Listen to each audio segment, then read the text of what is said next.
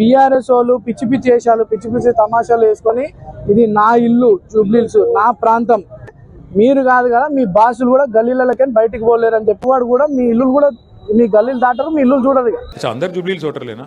అయితే మీకు danger Sumo. మీకు ఒక ముచ్చట చెప్పాలి నేను. రేపు ఏం చేస్తారంటే కాంగ్రెస్ వాళ్ళు ఒకటే నమ్ముకున్నారు. ఇక వాళ్ళకి అర్థమైంది మార్కెట్లో గిరాకీ లేదు, పతార లేదు, నమ్మేటోడు ఎవడు కనబడతలేడు. ఇక్కడ వాళ్ళ కొద్ది ఎమ్మెల్యేలే నమ్మతలేరు. ఇక ఇంకెవడు నమ్మాలి బయట? అందుకే ఏం చేస్తారు ఎరికే నాకరికి ఇక దిగుతారిగా బెదిరిస్తుడు మొదలు చూస్తురు కదా అని. నేను బెదిరిస్తుండు క్యాండిడేట్ ఇది నా అడ్డా ఇడెవరని అట్లా ఇట్లా చేస్తా ఇజ్జెత్తా అజ్జెత్తా అని బెదిరిస్తుడు. మరి ఇటువంటి వాళ్ళు గెలిస్తే పొరపాటున గెలిస్తే ఇడ్లీ బండోళ్ళు చిన్న చిన్న వ్యాపారాలు చేసుకుంటోళ్ళు వాళ్ళ దగ్గరికి మోపు గారిగా రౌడీలు వచ్చి హఫ్తా ఇస్తావా లేదా అని చెప్పి మళ్ళా బతకనిస్తారా? ఆలోచన చేయండి. లాస్ట్కు వాళ్ళు ఏమనుకుంటారు ఎరికేనా? దింపుడు గల్లం ఆశ అంటారు చూడు. దింపుడు గల్లం ఆశ ఏం పెట్టుకున్నారు వాళ్ళంటే ఒక్కటే పెట్టుకున్నారు, ఆఖరికి పైసలు కొట్టి గెలవాలి అనుకుంటారు. మీకు నేను ఒక మంచి ముచ్చట చెప్తా. వస్తారు వరుసలు కలుపుతారు, అక్క అంటారు, చెల్లె అంటారు, అన్న తమ్మి బామ్మర్ది అల్లుడు లేని వరుసలన్నీ కొత్త సుట్రికాలన్నీ ఉడతాయి. ఇప్పుడు వస్తారు ఇంటింటికి వస్తారు బస్తీ నాయకులు కాంగ్రెస్ వాళ్ళు వచ్చి మెల్లగా చేతిలో పైసలు పెడతారు. అవ్వ ఈ 2000 తీసుకో నాకు మాత్రం ఓటేయి అని చేతిలో పైసలు పెడతారు. మీరు ఒక్కటే పని చేయాలి. వాళ్ళు హుషారుగాళ్ళు సరే బిడ్డ అని మీరు అంటారు, కానీ వాళ్ళు హుషారుగాళ్ళు మనకంటే ఎక్కువ లంగలాలు. వాళ్ళు ఏం చేస్తారు? ప్రమాణం చెయ్యి అంటారు. ఆడ దేవుని పాఠమో లేకపోతే మీ కుటుంబ సభ్యుల మీదో నువ్వు ప్రమాణం తిను అంటారు. మీరేం చేయాలి ఎరికేనా?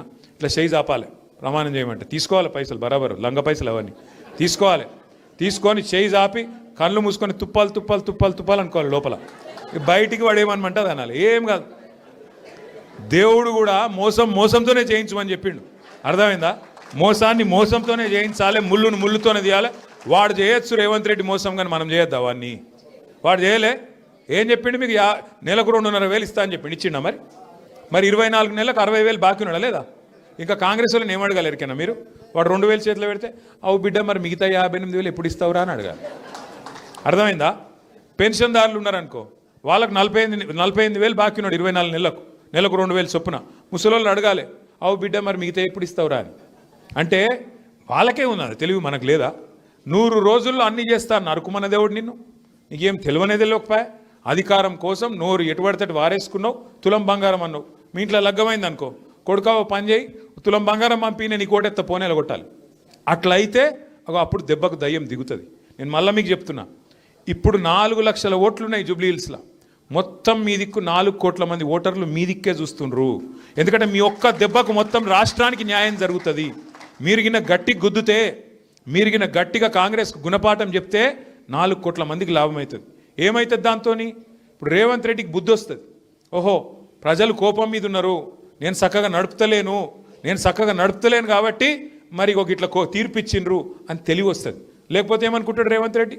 నేను 2,500 ఇవ్వకపోయినా నాకే గుద్దిండ్రు, నేను 4,000 ఇవ్వకపోయినా నాకే గుద్దిండ్రు, నేను ఇల్లు గులగొట్టిన కొంపల మీదకి బుల్డోజర్ పంపినా నాకే గుద్దుతుర్రు, మరి నేను చేసేది రైటు, నేను ఇట్లనే నడుస్తా అని చెప్పి తెల్లారి ఏ ఒక్క స్కీమ్ కూడా రాదు. అదే మీరు జూబ్లీహిల్స్లో కాంగ్రెస్ డిపాజిట్ పోగొట్టి తీర్పిచ్చిరనుకో, ఏమైతే తెల్లారి దెబ్బకు దయ్యం దిగొస్తుంది. నెలకు 2,500 మా ఆడబిడ్డలందరికీ 1 కోటి మంది ఆడబిడ్డలకు నెలకు 2,500 రూపాయలు వస్తాయి. మీరు గట్టిగా జూబ్లీహిల్స్లో కాంగ్రెస్ చెంప మీదకి వెళ్ళగొడితే 4,000 పెన్షన్లు సచ్చుకుంటూ వస్తాయి కాంగ్రెస్కు. ఎందుకంటే వాళ్ళు బతుకు తెరువు కోసం ఉయ్యపోతే వీళ్ళు ఊకోరు అని చెప్పి సచ్చుకుంటూ వస్తాయి. రైతులకు 15,000 వస్తాయి. అట్లాగే రైతులకు బోనస్ వస్తాయి, మన పిల్లలకు స్కూటీలు వస్తాయి. వాళ్ళకు మళ్ళా ఓటేసి మీరు మమ్మల్ని కొట్లాడమంటే లాభం లేదు. ఇప్పుడు కత్తి వానికి ఇచ్చి యుద్ధం మమ్మల్ని చేయమంటే మేమేడికలు చేయాలి? కత్తి మాకి ఇన్రి సంగతి ఎట్లా ఇయ్యడో మేము చెప్తాం. అప్పుడు కత్తి మాకిచ్చి కొట్లాడిపో బిడ్డ అంటే మేము చెప్తాం. రేవంత్ రెడ్డి గల్ల పట్టి అడిగి ఏమాయా ఎందుకు ఇయ్యవు, ఇచ్చిన గ్యారంటీలు ఏమైనాయి అని నిలదీసే శక్తి మాకు ఇవ్వండి. ఇప్పుడు ఎందుకంటే ఈ ఒక్క ఎలక్షన్తో ఆయన పదవేం పోదు. కేసీఆర్ గారు వెంటనే ముఖ్యమంత్రి కారు ఒక్క ఎలక్షన్తో, ఇంకా 3 ఏళ్ళు ఇంతజారు చేయాలి. కానీ వాళ్ళకు బుద్ధి చెప్పకపోతే, వాళ్ళ కుక్కతోక వంకర లాంటి బుద్ధిని చక్కగా చేయకపోతే నష్టపోయేది మీరు, మేము, మనందరం. మాకు అడుగుతున్నారు రోజు ఇంకా 3 ఏళ్ళు భరించాలా ఈ ప్రభుత్వాన్ని అని అడుగుతురా లేదా? మిమ్మల్ని కూడా అడుగుతుర్రా? మరి భరించాలా అంటే మరి ఒకటే చిన్న ఉపాయం. జూబ్లీహిల్స్లో మీరు గట్టిగా గిచ్చిర్రు అనుకో సెట్ అవుతుంది మొత్తం. చెప్పలేము, ఏమైనా జరగచ్చు. 3 ఏళ్ళు ఇంతజారు చేయాల్సిన అవసరం కూడా రాకపోవచ్చు, ఏమన్నా జరగవచ్చు. కాబట్టి మీరు గట్టిగా ఉండురు అంతే. కానీ ఓటేమో వానికి గుద్ది మళ్ళీ తెల్లారు మీరు ఉరుకురు కొడుక, మీరు బీఆర్ఎస్ ఉరుకురి కొట్లాడారంటే మేమేటికలు ఉరకాలి? మాకు కూడా ఉత్సాహం కావన్నా వద్దా? మరి అందుకే మీతో ప్రార్థన, దయచేసి వాళ్ళు పైసలు ఇస్తే బరాబర్ తీసుకోరు, ఏం సిగ్గుపడకూరు, ఇంకా అడిగి తీసుకోరు. వాడు 2000 అంటే 5000 అని తీసుకోవాలి, అంతేగాని సిగ్గుపడకూరు. మీరేం అయ్యో వీళ్ళేమని అనుకుంటారు, ఏం అనుకోము. ఓటు మాత్రం ఎవరికి వేయాలో మీకు ఎరికే కదా. ఏం గుర్తు? బుల్డోజర్కి అయితే వేయరు కదా, బుల్డోజర్కి ఏ కుర్రి, బుల్డోజర్కి వేస్తే మీ కొంప మీదకి వస్తే తర్వాత మీ కొంప ఊచుకుంటాడు, మాకేం కాదు. ఇంకొక మాట నేను మీకు విజ్ఞప్తి చేస్తున్నా, దయచేసి ఆలోచన చేయండి. 2 ఏళ్లల్లో ఎవ్వరన్నా ఒక్కరు సంతోషంగా ఉన్నారా ఈ రాష్ట్రంలో? ముస్లింలకు మేలైందా, లేకపోతే ఎస్సీలకు మేలైందా, ఎస్టీలకు మేలైందా, బీసీలకు లాభం చేసిండా, మహిళలకు లాభం చేసిండా, రైతులకు లాభం చేసిండా, పిల్లలకు లాభం చేసిండా? ఒక్కళ్ళని చూపెట్టుర్రి.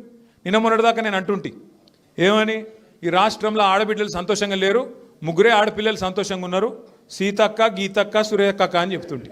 ఇప్పుడు సురేఖక్క కూడా సంతోషంగా లేదట. మీరు చూసిర్రు మొన్న, నేను చెప్పా. ఇక ఇప్పుడు గీతక్క, సీతక్క ఇద్దరే సంతోషంగా ఉన్నారు, వాళ్ళు కూడా ఉన్నారో లేదో నాకు ఎరకలేదు. మరి ఈయననేమో డైలాగులు తెల్లారలేస్తే 1 కోటి మంది ఆడపిల్లల్ని కోటీశ్వరులు చేస్తా అంటాడు. నువ్వు 1 కోటి మందిని కోటీశ్వరులు చేసినేమో కానీ నెలకు 2,500 అయితే ఈ మొదలు ఏమంటావు? ఇక అది నాకు తెలియదు. ఇక నేను వాళ్ళ లెక్క చిల్లరగాని కాదు, నేను మరీ గల పిల్లల మీద ఎందుకు మాట్లాడతాను? ఆయనకు బుద్ధి లేకపోవచ్చు కానీ నాకున్నది. వాళ్ళ బిడ్డ మీద, వాళ్ళ మన్మన్ మీద నేను మాట్లాడా. రేవంత్ రెడ్డి మాట్లాడిండు, నా కొడుకు మీద మాట్లాడిండు, మా నాయన మీద మాట్లాడిండు. నేను అసొంటోని కాదు, అట్లా మాట్లాడా. మనము ఎవరైతే మాట ఇచ్చి మోసం చేసినరో వాళ్ళెంబడబడదాం. వాళ్ళ కుటుంబం మనకేం చేసింది అన్యాయం? ఇవాళ సిగ్గులేదు మంత్రులకు కూడా, ఇక్కడ ఉన్న వాళ్ళకు. ఒక ఆడపిల్ల ఏడుస్తే గట్లా మాట్లాడచ్చా అమ్మ? ఇప్పుడు గోపినాథ్ చనిపోయిండు, భర్త చనిపోయి 4 నెలలు కాలే, భార్యకు ఎదురుగా గింత పెద్ద సముద్రం అసలు కుటుంబం చూసి ఏడుపు రాదా? ఇంతమంది నాకు ఇడిచిపెట్టిపోయిండు మా ఆయన, గింత పెద్ద పార్టీ, గింత పెద్ద కుటుంబం. ఆమె ఏడిసింది. ఏడుస్తానట ఈ మంత్రులు ఇద్దరికి ఏదో అయిందట. నేను అడుగుతున్నా, ఇవాళ కాంగ్రెస్ వాళ్ళ ఇళ్ళలో వాళ్ళు చచ్చిపోతే వాళ్ళ ఇంట్లో ఏడవరా? మరి ఇట్లా మాట్లాడొచ్చునా? అందుకే నేను అంటున్నా, ఆడపిల్లలు మరి మీరు ఆలోచన చేయాలి. మహిళా రిజర్వేషన్ వస్తుందట, మహిళా రిజర్వేషన్ వస్తుందట, 300 సీట్లు వస్తాయట. మరి అది ఎప్పుడు వస్తుందో కానీ కేసీఆర్ గారు ఇప్పుడే ఒక మహిళా అభ్యర్థిని ఇచ్చిండు.